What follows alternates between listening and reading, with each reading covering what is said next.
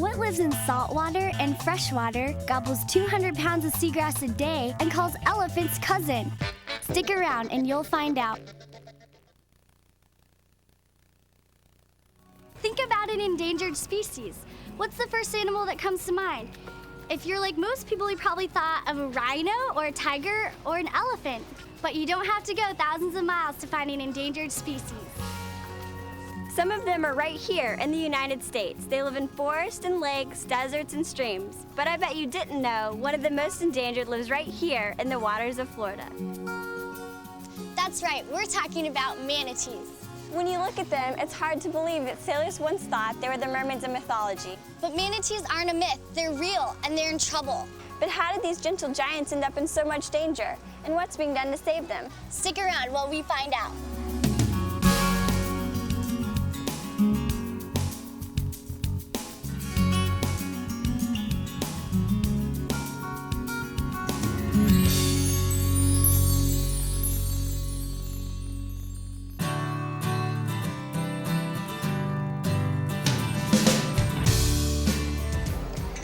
A few facts about manatees. They're the only plant-eating marine mammals, and they have huge appetites.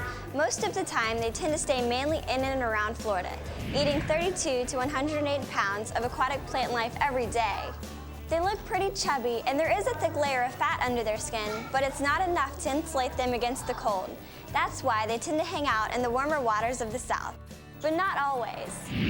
Some manatees have migrated as far away as Rhode Island. But I was curious, what do they do in the wintertime, and how big do they get? I spent some time with a few manatee experts to learn more about these unusual creatures. You'll be amazed at what I found out.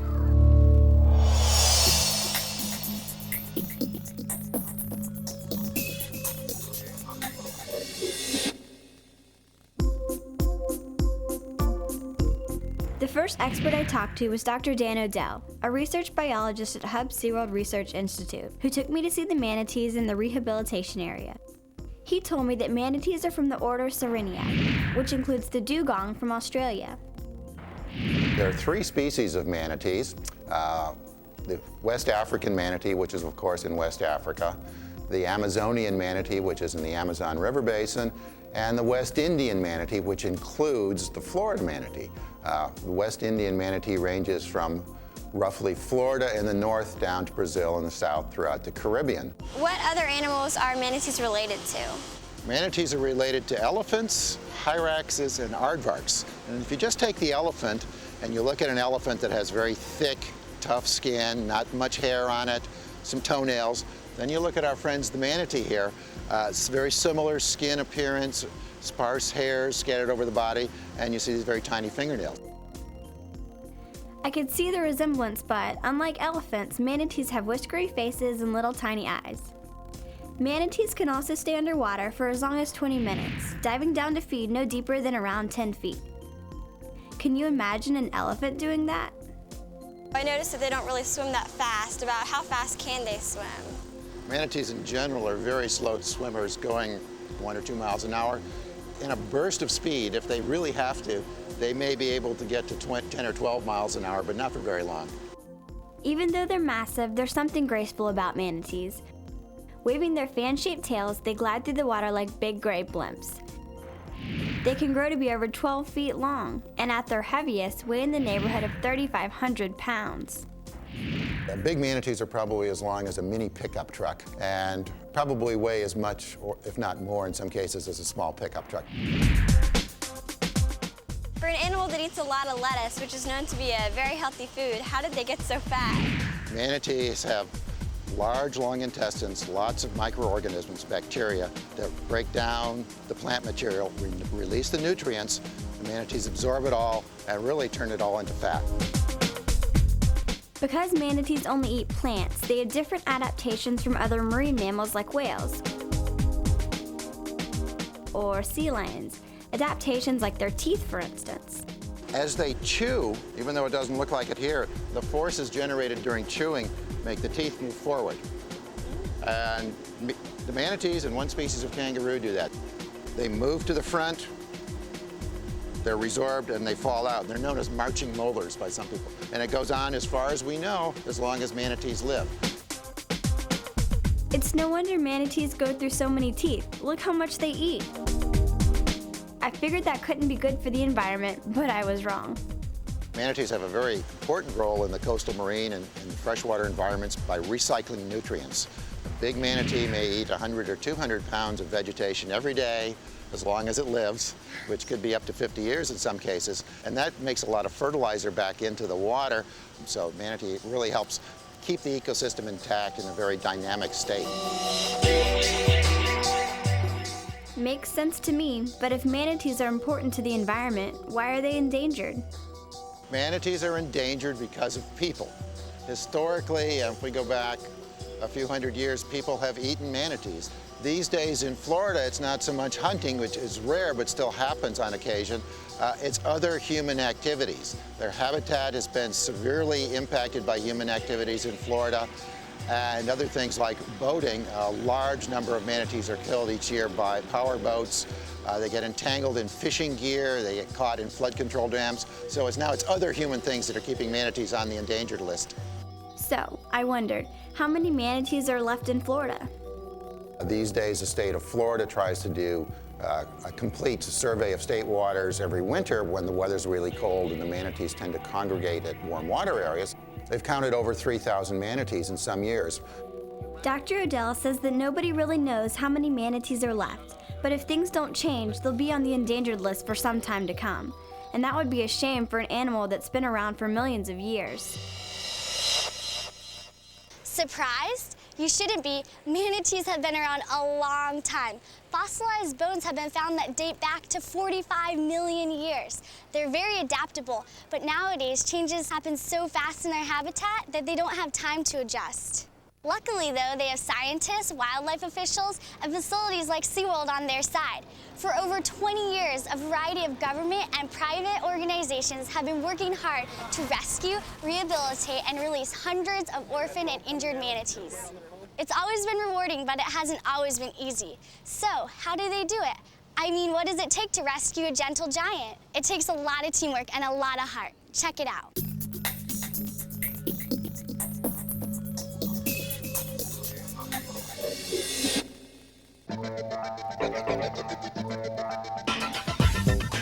When it comes to manatee rescues, Barbara Ramirez has seen it all.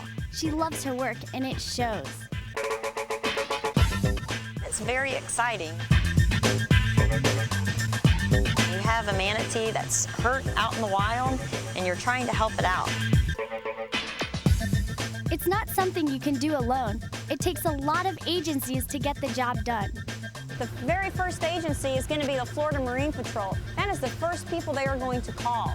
The Florida Marine Patrol is going to call the FWC, the Florida Wildlife Commission. They're going to be the ones that go out there. They're going to assess this manatee's problems. Animal Care, this is Elena. They are the ones who call us and let us know, yes, this manatee needs to be rescued.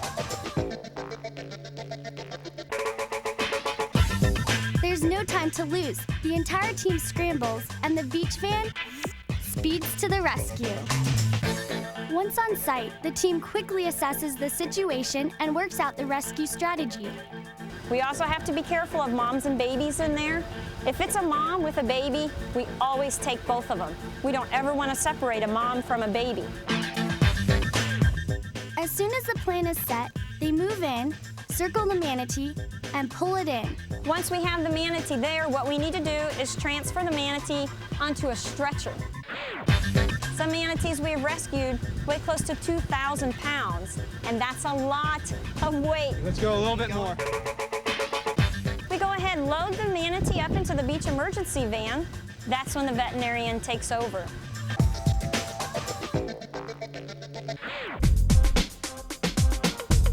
A lot of the time, the doctor who goes along is Dr. Michael Walsh, Director of Veterinary Services at SeaWorld Orlando. The goal is to get that animal as quickly as possible into the truck, get them transported. We may do initial blood work on site. We may try to do an initial evaluation, but we're going to rely on what we can do back here to really complement what we do in the field. The vets look for visible wounds or signs of blunt trauma from boats. There may be a crab trap lying around their flipper. Sometimes they get entangled in discarded fishing line. Whatever the problem is, manatee experts like Pedro Ramos are quite often part of the solution. On the ride, we monitor the manatee, we monitor the respirations, we keep him wet so that his skin doesn't dry out. If he has some injuries that can be cleaned out, the veterinarian and the staff will start cleaning out the wounds. If not, it's simply a matter of monitoring the manatee. Once the manatees arrive at the rehabilitation facility, the next step is to move them into the pool. But wait a second, if manatees are so heavy, how is that possible? Well, usually what we'll do is put them into that pool. 1, 2, 3. And depending on the size of the manatee, we actually have a crane. If it's a smaller manatee or if it's the baby manatees, we basically just hand carry them in the stretcher. We just put the stretcher in there and they swim right out of the stretcher. Once the manatees are settled into their new home, the veterinarians run all kinds of tests to make sure they find any hidden problems. It's all in a day's work for these brave, dedicated animal paramedics. The whole SeaWorld rescue team is determined to save as many lives as possible, and they're succeeding. As you can see, these dedicated animal experts have got rescuing manatees down to a science. After some life-saving care, they'll be on the road to recovery. The goal is to return rehabilitated manatees to the wild. The study of these animals may also help bring the endangered manatee back from the brink of extinction. So, how do you nurse an injured manatee back to health?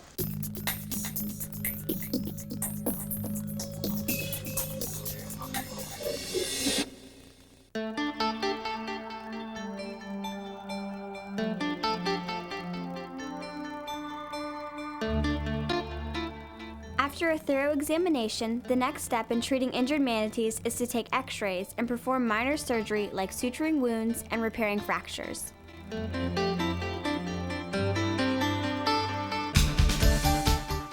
To reduce trauma during treatment, the manatees are placed in special pools with hydraulic floors that lift the animals out of the water. The veterinarians face all kinds of manatee injuries, from damaged tails to deep cuts from propeller blades. But one of the worst and most difficult to treat is blunt trauma from boat collisions. We've had manatees that have come in with a collapsed lung, and what happens is the front of the boat will hit the manatee on the side. It'll fracture a rib, and the rib will actually puncture the lung. It basically deflates the lung, and so they turn on their side.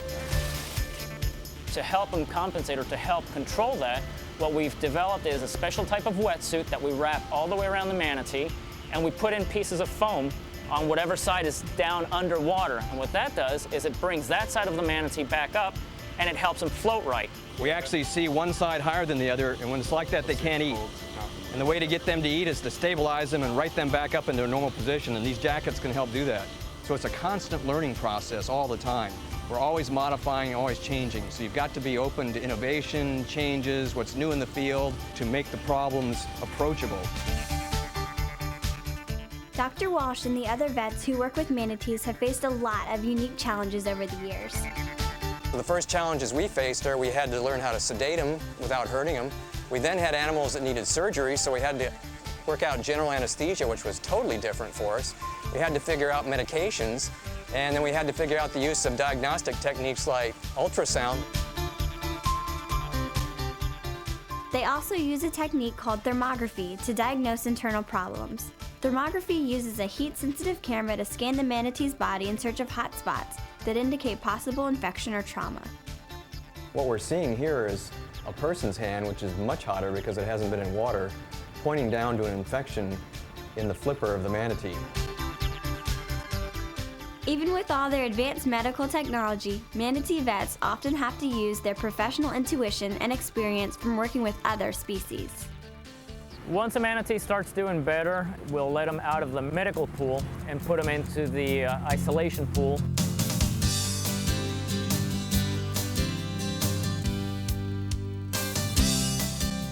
The isolation pool is set up so the rehab crew can monitor the manatee's progress and help them make the transition to eating on their own. Manatees feed on the surface and they feed on the bottom. So just dropping the lettuce in the water, it's going to float, so that takes care of that. But we need to somehow get it on the bottom. And Barb has some lettuce tubes over here that we've made. You can see it's just like a PVC tube, and all we've done is cut out an opening in it, and we put this weight on it. So what we're gonna do is slide the lettuce heads into the tray, and we'll just put it in the water, and then that'll sink it. One manatee can go through 100 pounds of lettuce a day. At that rate, they'll be ready for release in no time.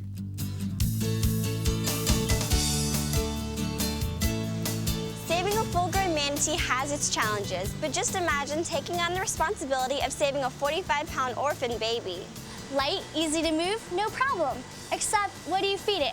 You can't exactly go to the grocery store and pick up a case of manatee calf formula, so you create your own. And that's exactly what SeaWorld veterinarian Dr. Mike Walsh did for Pistachio, another baby manatee.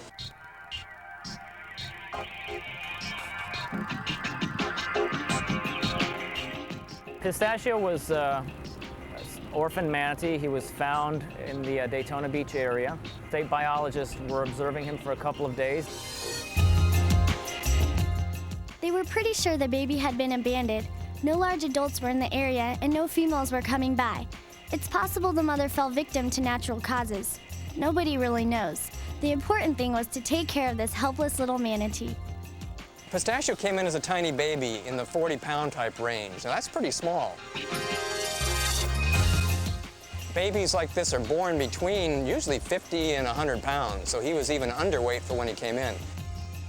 Getting manatees to their optimum roly-poly weight isn't as easy as it sounds. Most manatees come in dehydrated, so that's the first problem to solve.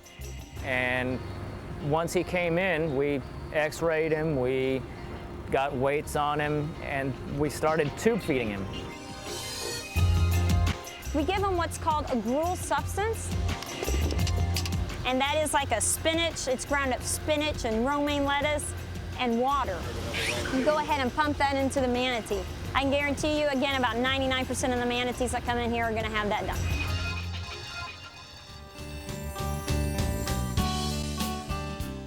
In between tube feedings, they train Pistachio to accept the bottle. Raising any baby is a 24/7 job, with feedings every 2 hours. And Pedro has plenty of experience with that. He's been a manatee foster parent more than once. Oh my goodness. Come on down, there you go. Let's get you into position. Flippers down. We've been working on him pretty much round the clock, and he's understanding how to take the bottle. He's just learning now where to come over to get his bottles. That's why we slap the side of the pool. That lets him know that it's feeding time, and he'll come right over. It's kind of like ringing the dinner bell for him. We like to get them up to 700 pounds. And the reason for that is when they go out into the wild, they have to be able to endure the cold weather during the winter. And that winter weather is a challenge to them if they're not nice and plump. In Pistachio's case, the standard bottle mixture didn't work, so a new formula was created. The big question was, would it be enough to save him? Well, Pistachio's formula was designed based on a couple of things. We know the babies can come down with intestinal problems. And prior to Pistachio, about half of the babies were lost with a type of disease process called pneumatosis intestinalis. What that is that you get air in the wall of your intestinal tract and it becomes dysfunctional. It just won't work. It can't pass food, it can't absorb food. And we knew that we didn't want to lose him like we'd lost some of the others, so we got on the internet and tried to find a new treatment. Dr. Walsh got lucky. He found a treatment that somebody used in Ireland on a human with the same disease. It's called an elemental diet. We got around the disease problem by using this dietary approach. So he had a very severe case of this disease, and yet he survived. We're batting 1,000 now, where we used to bat 500. Rehabilitation can take a few days or a few years. In Pistachio's case, he stayed in the baby pool for about a year. When he was big enough and eating some lettuce on his own, he was moved to the main exhibit, Manatees, the Last Generation. The important thing about that part of the rehabilitation process is that we have adult manatees there, and that's where he's going to start learning to really be a manatee. So far, all of the contact he's had has been with us, but we need him to know that he's a manatee and how to act.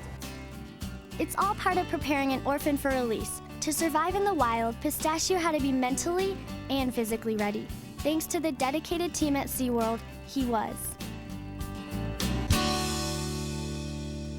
He came in small, alone, and malnourished, and after 3 years of loving care, he left huge, healthy, and ready to join his own kind. That's not the only success story. Since 1976, SeaWorld has rescued over 250 manatees and released over 100. After months of planning, the release team waits for a cold front to move across Florida. Manatees migrate to warmer waters when the temperatures drop. When that happens, the release operation is set into motion. It's hours of wet, exhausting work, and it's worth every minute.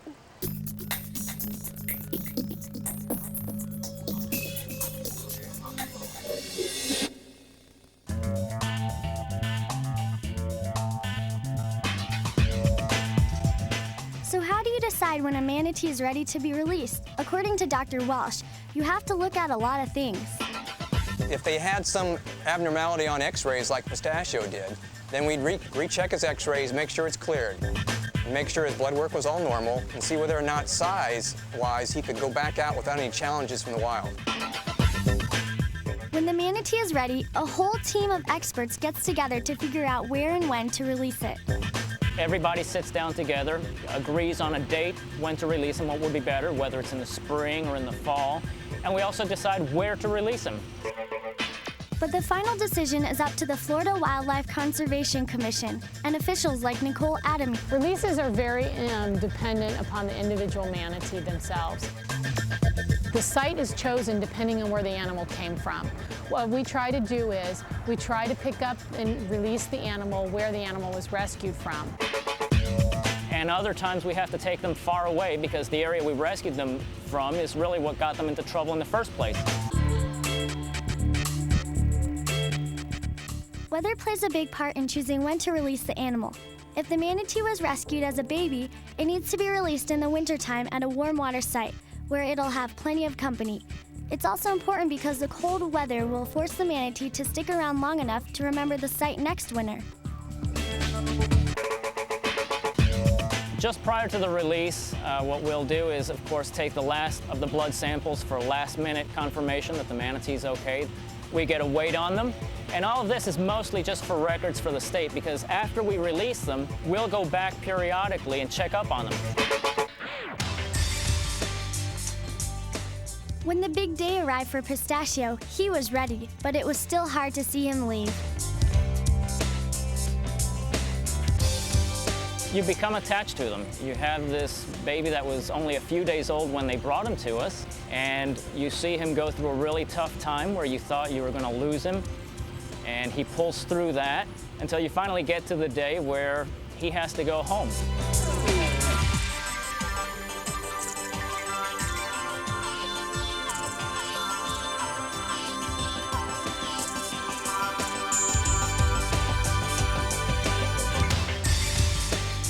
Going on a release is a really good feeling. You see a manatee that was in very serious condition, sometimes almost dead, and you've nursed them back to health. Most of the times, it's just a happy feeling, and you let them go and you wish them well.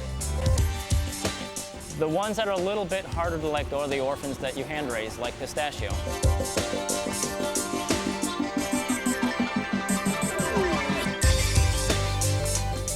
Over the next year, the state keeps tabs on the manatee with a tracking device, a kind of pinging radio transmitter.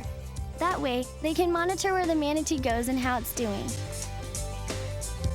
Some manatees are so badly injured that they can never return to the wild, so they go to special habitats for long-term rehab.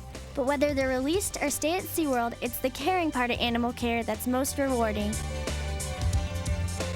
Watching a healthy manatee like Pistachio swim away into its natural habitat is the happy ending everyone hopes for. After a period of time, he started moving out from the spring area and went out into the river that connected to the spring, and then moved up and down, hopefully eating well. It's a good feeling when you're there to see him go. It's a really good feeling because you know that you've succeeded, you know you've done your job. Pistachio is one lucky little manatee. I wouldn't exactly call him little, but Pistachio is lucky. He got exactly the right care at the right time from his dedicated friends at SeaWorld. And now he spends his winters in the warm waters of Blue Springs doing what manatees do. You can be a friend of manatees too. Learn all about manatees and their habitat. Support groups who are establishing refuges and encouraging people to act in a manatee-friendly way. Maybe if we all work together, we can save the manatee.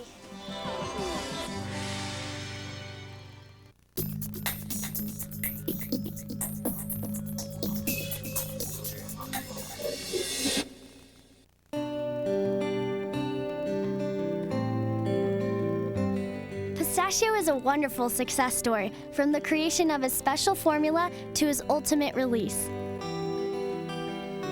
But not every manatee is so lucky. Many are lost to illness or injuries. Some are even permanently disabled and can't go back to the wild.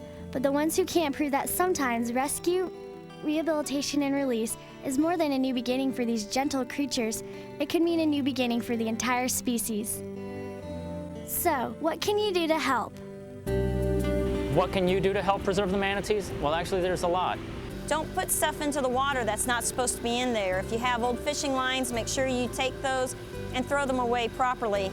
There's a lot of organizations out there that are involved in manatee conservation, and you can always get involved with one of those. I mean, just get on the internet and look, and you can find them. You can support education projects, you can support research projects. All those things do help the plight of the manatee. You can be a safe boater. Obey all the speed and wake zones on the waterways.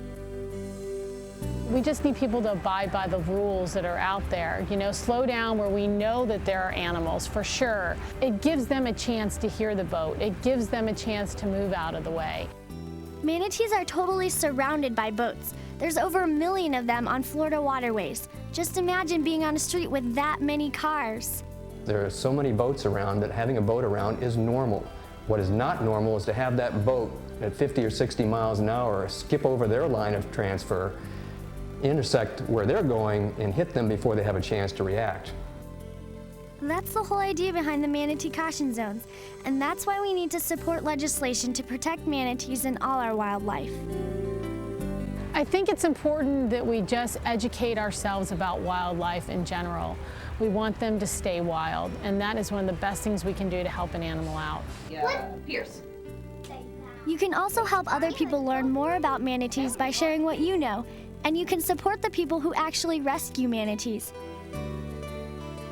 One way to do that is to let them know if you see an animal in distress.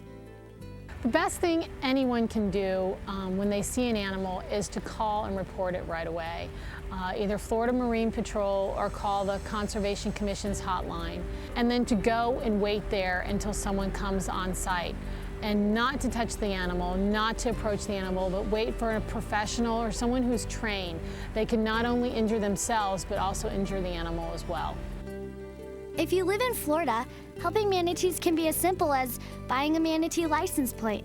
A lot of the money goes to research projects around the state. You can make donations to organizations like Hub SeaWorld Research Institute. And if you don't live in Florida, you can support local aquariums and wildlife parks. We have some manatees that were rescued, and due to their injuries, they can't go back. When the public comes through the park and they see these manatees and they see the injuries that they have, it makes them aware of the problems that they have. One of the things that we need to always keep in mind with an endangered species is that it never really ends. Even if that animal's numbers improve slightly, they're never out of trouble because we're constantly chipping away at what they need to survive. So it's up to us working with the public, the federal agencies, and the state to actually get to where we prevent the injuries rather than trying to come back and treat them. I think one of the best things we could do is just think about what we're doing today, because it definitely has an impact on what happens tomorrow. Sadly, the things that make manatees most adorable, their childlike curiosity and slow-moving, gentle nature, also make them vulnerable. It's hard to imagine our world without these amazing animals, but it could happen. It's up to all of us to protect them, and not just manatees, all animals. Even the ones in your own backyard. And it's so easy. Start a neighborhood environmental club. Recycle. Boat slowly through waters where manatees live. And be careful about what you trash. Something that seems as harmless as a plastic bag can mean serious trouble for wildlife. So let's all do our part to protect these amazing animals, and maybe they'll be around for another 45 million years. Because if they win their fight for survival, we all win.